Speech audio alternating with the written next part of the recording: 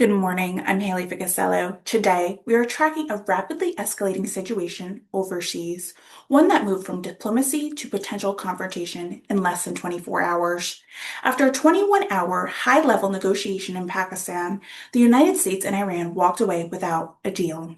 By the next morning, the U.S. naval blockade targeting Iran oil shipments has reportedly underway. This dramatic shift is the focus on a detailed report from Englebrook Independent News political editor Jennifer Hodges. The talk, held in Islamabad, were aimed at preventing further escalation and stabilizing an already fragile ceasefire.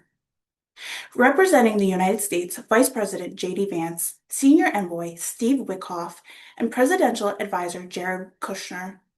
The goal was clear: reduce tension, address Iran's oil activity, and confront ongoing concerns over the nuclear program. But after nearly a full day of negotiations, the talks collapsed. According to the U.S. officials, the central issue was Iran's refusal to agree to significant limits on the nuclear program, including uranium enrichment. That issue has been a consistent breaking point in negotiation for years. Within hours of talking failed, President Donald Trump ordered what is now being described as a naval blockade targeting Iran's oil shipments. The operation is focused on one of the most strategical critical waterways in the world, the Strait of Hormuz, a narrow passage through which a significant portion of the world's oil supply travel every day. And this is where the situation becomes extremely volatile. Iran has previously warned that increased military presence in the region could be viewed as an act of aggression, which raises a critical question: what happens next? First, a direct confrontation at sea. Iran has the capability to respond quickly. That could conclude deploying fast attack boats, harassing commercial or military vessels, or attempting to challenge U.S. naval enforcement. Even a single incident at sea could escalate rapidly.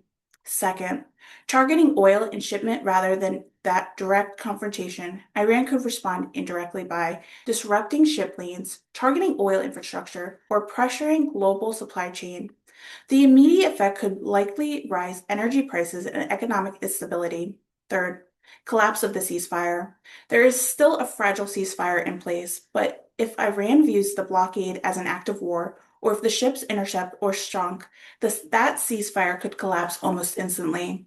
And if that happens, the situation moves from pressure to conflict.